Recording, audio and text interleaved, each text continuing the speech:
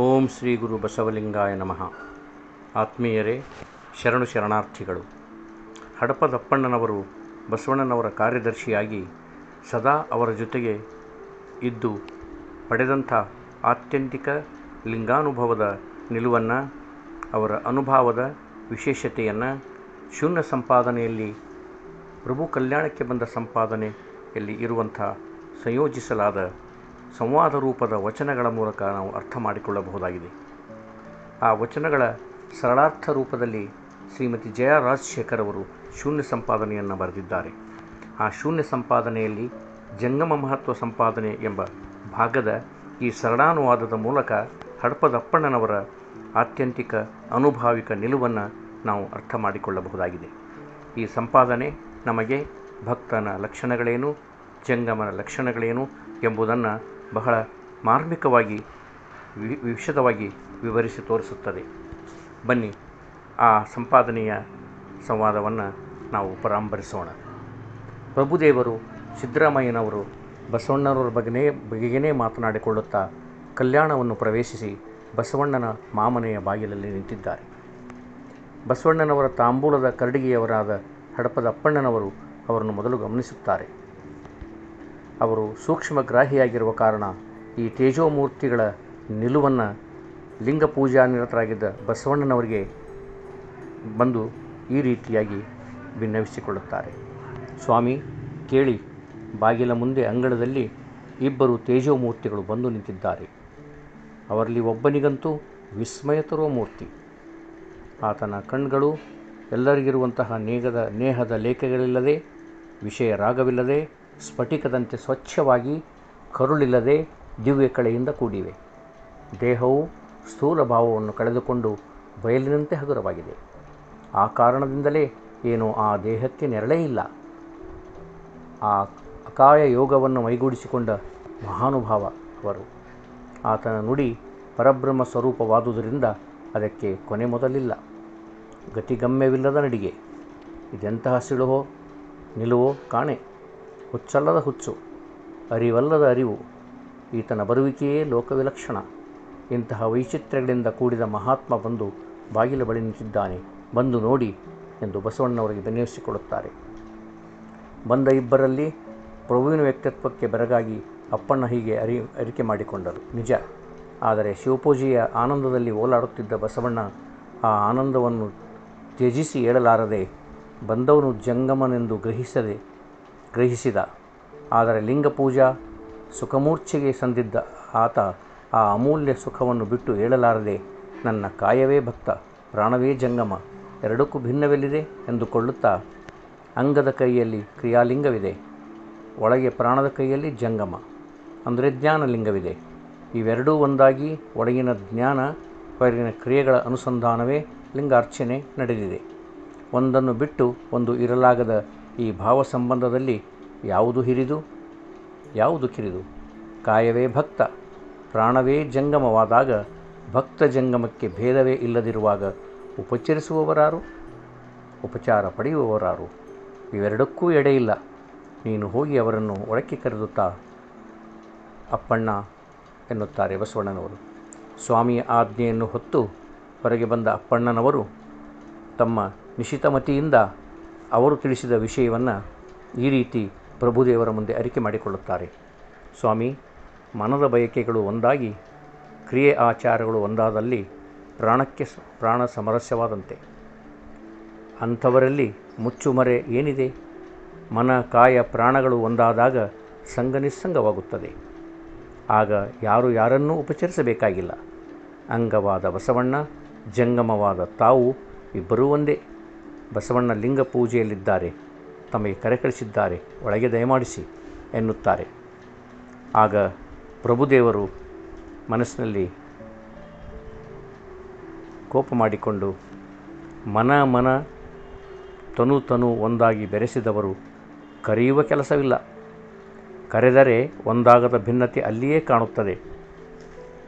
ಅಂಗೈಯಲ್ಲಿ ಕ್ರಿಯಾಲಿಂಗವಿಡಿದು ಪೂಜಿಸುತ್ತಿರುವಾಗ ನಾವು ಒಂದೆಂಬುದು ಹೇಗೆ ಸಾಧ್ಯ? ಲಿಂಗ ಪೂಜೆಯ ದ್ವೈತದಲ್ಲಿರುವಾಗ ಮಾತಿನಲ್ಲಿ ಅದ್ವೈತ ಹೇಳಿದರೆ ತಪ್ಪಾಗುವುದಿಲ್ಲವೇ? ನಾನಾರೆಂಬುದೇ ತಿಳಿಯದೆ ತಾನಾದನೆಂಬುದು ಎಷ್ಟು ಅಸಂಬದ್ಧ. ಅಂಥವರಲ್ಲಿಗೆ ನಮ್ಮ ಗುಹೇಶ್ವರಲಿಂಗ ಕಾಲಿಡುವವನಿಲ್ಲ ಎನ್ನುತ್ತಾನೆ. ಅಪ್ಪಣ್ಣನಿಗೆ ಗಾಬರಿಯಾಯಿತು. ಒಳಗೆ ಆತುರದಿಂದ ಹೋಗಿ ಬಸವಣ್ಣರಿಗೆ ಹೇಳುತ್ತಾರೆ, ಅಂಗದಲ್ಲಿ ಲಿಂಗದ ಕಳೆ, ಲಿಂಗದಲ್ಲಿ ಅಂಗಳ ಕಳೆ ಬೆಳೆಯುವುದಿಲ್ಲ. ಬರೀ ಮಾತಿನ ಮಂಟಪದ ಬ್ರಹ್ಮಯೇ ತರದು. ಕಾಯ ಭಕ್ತನಾದರೆ ಸೇವಕನಾಗಿ ಭೃತ್ಯಾಚಾರವಿರಿಸಿಕೊಳ್ಳಬೇಕು. ಪ್ರಾಣ ಜಂಗಮವಾದರೆ ಜ್ಞಾನಿಯಾಗಿರಬೇಕು. ಹೀಗೆ ಭಕ್ತಿ ಜ್ಞಾನವಿಲ್ಲದವರು ಭಕ್ತ ಜಂಗಮರಲ್ಲ. ಕಾಯಭಕ್ತನೆಂಬುದು ಸರಿ, ಏಕೆಂದರೆ ಜಂಗಮನಿಗೆ ಸ್ವತಃ ಕಾಯವಿಲ್ಲ. ಜಂಗಮವೆಂದರೆ ವ್ಯಕ್ತಿಯಲ್ಲ, ಜ್ಞಾನ. ಜಂಗಮನಿಗೆ ಭಕ್ತ ಕಾಯವಾದರೆ ಭಕ್ತನಿಗೆ ಜಂಗಮ ಪ್ರಾಣವಾಗಿದ್ದಾನೆ. ಕಾಯ ಪ್ರಾಣಗಳು ಒಂದನ್ನು ಬಿಟ್ಟು ಒಂದು ಹೇಗೆ ಇರಲಾರವೋ ಹಾಗೆ ಭಕ್ತ ಜಂಗಮ ಒಂದನ್ನು ಅಗಲಿ ಒಂದು ಇರಲಾರದು. ಹಿರಿಯರು ಬಂದಾಗ ಎದ್ದು ಬಾರದವರ ಭಕ್ತಿ ಜ್ಞಾನ ಇಲ್ಲದವರ ಮನೆಗೆ ಅಡಿ ಇಡೆವು ಎಂದು ಹೇಳುತ್ತಿದ್ದಾರೆ. ಆಗ ಬಸವಣ್ಣನವರು ಈ ರೀತಿಯಾಗಿ ನುಡಿಯುತ್ತಾರೆ. ಜಂಗಮ ಭಕ್ತನ ಕಾಯವನ್ನು ಧರಿಸಿದ್ದಾನೆ. ಜಂಗಮನ ಪ್ರಾಣ ಭಕ್ತ ಧರಿಸಿದ್ದಾನೆ. ಭಕ್ತನಲ್ಲಿಯೂ ಜಂಗಮ ಭಕ್ತ, ಜಂಗಮನಲ್ಲಿಯೂ ಭಕ್ತ ಜಂಗಮ ಇಬ್ಬರೂ ಅಂತರ್ಗತರಾಗಿರುತ್ತಾರೆ. ಜಂಗಮಕ್ಕೂ ಭಕ್ತಿ ಬೇಕು, ಭಕ್ತನಿಗೂ ಭಕ್ತಿ ಸ್ಥಳವೇ ಬೇಕು. ಭಕ್ತನ ಅರ್ಥ ಪ್ರಾಣ ಅಭಿಮಾನಕ್ಕೆ ತಾನೇ ಕರ್ತನಾಗಿ ಬಂದ ಜಂಗಮ ತಾನೇ ಒಳಗೆ ಬಂದು ತನುಮನ ಧನವೆಲ್ಲವನ್ನೂ ಭೋಕ್ತನಾಗಿ ಒಪ್ಪಿಸಿಕೊಂಡು ಭಕ್ತನನ್ನು ಹರಸಬೇಕು. ಇದು ಜಂಗಮದ ಹೊಣೆ. ಈ ಹೊಣೆ ಹೊತ್ತು ಬಂದು ನಿಂತ ಜಂಗಮ ಗದ್ದಲ ಮಾಡಿದರೆ ಭಕ್ತ ಅದನ್ನು ಸಹಿಸಿಕೊಂಡು ಸನ್ಮಾನ ಮಾಡಬೇಕು. ಜೊತೆಗೆ ಜಂಗಮಕ್ಕೆ ತಾನು ಮಾಡುವೆನೆಂಬ ಪ್ರಜ್ಞೆ ಇರಕೂಡದು. ಅಂತರಂಗ ಬಹಿರಂಗದ ಸರ್ವವನ್ನು ಸಮರ್ಪಿಸಿ ತಾನು ನಿರಾಭಾರಿಯಾದಾಗ ಭಕ್ತ ನೆನೆಸುವನು. ಈ ಮಾತಿನಂತೆ ಈ ಮನೆ ಆತನದೇ ಆಗಿದೆ. ತನ್ನ ಮನೆಗೆ ತಾನು ಬರಲು ಅವರಿಗೇಕು ಮಿನಸು. ಶರಣರ ಈ ಮನೆಯ ಬಾಗಿಲು ಕಾಯುವ ಊಡಿಗದವನು ನಾನು. ಇದರ ಒಡೆಯ ಅವನೇ, ಅದಕ್ಕೇಕೆ ಉಪಚಾರ?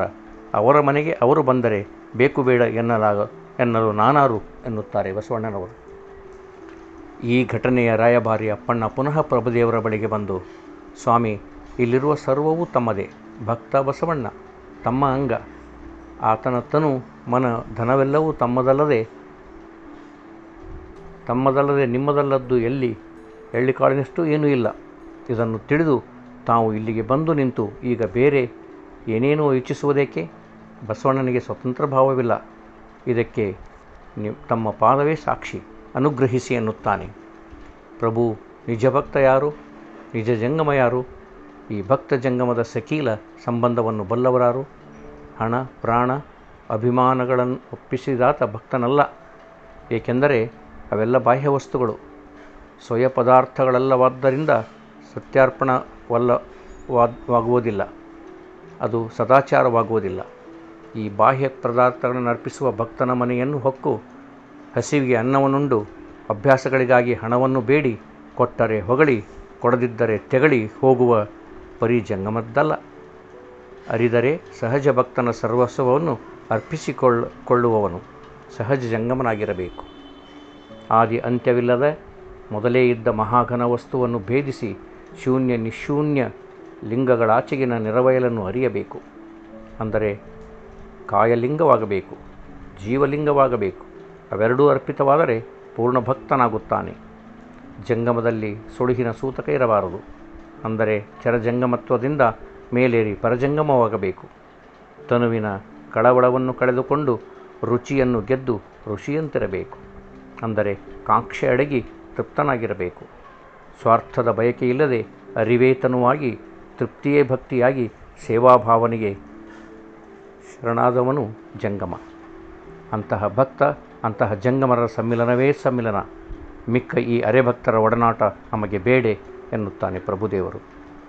ಅಪ್ಪಣ್ಣನಿಗೆ ಬಸವಣ್ಣನಲ್ಲಿ ಬಣ್ಣಿಸಲಾರದಷ್ಟು ಭಕ್ತಿ, ವಿಶ್ವಾಸ. ಪ್ರಭು ಬಸವಣ್ಣನವನು ಅರೆಭಕ್ತನೆಂದಿದ್ದು ಅವರಿಗೆ ಸಂಘ ಸೊಗಸದು ಎಂದಿದ್ದು ಕಠೋರವೆನಿಸಿ ಕೆರಳಿದೆ. ಇದುವರೆಗೂ ಎರಡೂ ಕಡೆ ವಾಹಕನಾಗಿದ್ದ ಆತ ಈಗ ಒಳಕ್ಕೆ ಹೋಗದೆ ಮೊದಲ ಬಾರಿಗೆ ತಾನೇ ಸ್ವತಂತ್ರಿಸಿ ಹೇಳುತ್ತಾನೆ. ಲಿಂಗ ಜಂಗಮ, ಜಂಗಮ ಲಿಂಗ ಎಂಬುದನ್ನು ಯಾರು ಬಲ್ಲರು?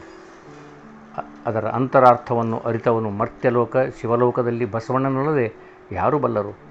ಲಿಂಗಕ್ಕೆ ಆಧಾರವಿಲ್ಲವೆಂದು ಬಸವಣ್ಣನು ಈ ಲೋಕದಲ್ಲಿ ಅವತರಿಸಿ ಬಂದನು. ಜಂಗಮ ಮುಖ ಲಿಂಗವೆಂಬುದನ್ನು ಅರಿತು ನಾಯಕತ್ವದ ಪ್ರಾಣಚೇತನ ಒಡೆದ ಜಂಗಮ ಪ್ರಾಣಿಯಾಗಿ, ವಾಯುತತ್ವದ ಪ್ರಾಣಚೇತನ ಒಡೆದ ಜಂಗಮ ಪ್ರಾಣಿಯಾಗಿ ಪಂಚಭೂತಗಳ ಸೋಂಕಿಲ್ಲದೆ ಇದ್ದಾನೆ ಬಸವಣ್ಣ. ಬಾಹ್ಯಾಡಂಬರವನ್ನು ತೊರೆದು ಲೋಕಖ್ಯಾತಿಯನ್ನು ನಿರಾಕರಿಸಿ ನಿರಾಡಂಬರ ಜ್ಞಾನಿ ಸಹಜ ದಾಸೋಹಿ ಬಸವಣ್ಣನಲ್ಲದೆ ಇನ್ನಾವ ಭಕ್ತರಿದ್ದಾರೆ ಎಂದು ಅಭಿಮಾನದಿಂದ ನುಡಿಯುತ್ತಾನೆ. ಅದಕ್ಕೆ ಪ್ರಭುದೇವರು ವ್ಯಂಗ್ಯವಾಗಿ ಹೇಳುತ್ತಾರೆ, ಹೌದಪ್ಪ ಹೌದು, ನಿಮ್ಮಲ್ಲಿ ಭಕ್ತಿಯುಂಟು, ನೀವೇ ಭಕ್ತರು ಎಂದು ನಿಮ್ಮನ್ನು ನೀವೇ ಹೊಗಳಿಕೊಳ್ಳಬೇಕು. ಆದರೆ ಅದನ್ನು ಶಿವಶರಣರು ಒಪ್ಪುವರೇ? ಹೊಗಳಿಕೆಯನ್ನು ಕೇಳಿ ಕೇಳಿ ಆತನನ್ನು ಕಾಣಬೇಕೆಂದು ಇಲ್ಲಿಯವರೆಗೆ ಬಂದೆವು. ಬಸವಣ್ಣ ಎಷ್ಟು ದೊಡ್ಡವನೆಂಬುದು ಈಗ ತಿಳಿಯಿತು. ಮಾತಿನಲ್ಲಿ ಅದ್ವೈತವನ್ನು ನುಡಿದರೆ ಶ್ರೇಷ್ಠರಾಗುತ್ತಾರಾ? ಸಂಗನ ಬಸವಣ್ಣ ನುಡಿದ ಮಾತುಗಳೆಲ್ಲ ಭಕ್ತಯುಕ್ತವೇ ಎಂದು ಪ್ರಶ್ನಿಸುತ್ತಾರೆ. ಮನೆಗೆ ಬಂದ ಜಂಗಮದ ಆಶಯವನ್ನರಿತು ಎದ್ದು ಬಂದು ನಮಿಸಿ ಭಯಭಕ್ತಿಗಳಿಂದ ಭೃತ್ಯಾಚಾರವ ಆಚರಿಸಿದರೆ ಅದು ಭಕ್ತಿ. ಅದು ಭಕ್ತಿಯ ರಹಸ್ಯ. ಬಂದವನಾರೆಂಬುದನ್ನು ಅರಿಯದೆ ಅಹಂಕಾರದಿಂದ ಸುಮ್ಮನಿರುವವರು ಲಿಂಗಕ್ಕೆ ಹತ್ತಿರಕ್ಕೆ ಬಾರರು ನೋಡಯ್ಯ ಎಂದು ನುಡಿಯಲು ಅಪ್ಪಣ್ಣ ಸೋತ ಚೇತನವಾಗಿ ಒಳಕ್ಕೆ ಹೋಗಿ ಒಡೆಯನಿಗೆ, ಸ್ವಾಮಿ ಭಿನ್ನಪ್ಪ, ಈ ಶರಣರ ಮನೆಗೆ ತಕ್ಕ ಸೇವಕ ನಾನಲ್ಲಪ್ಪ.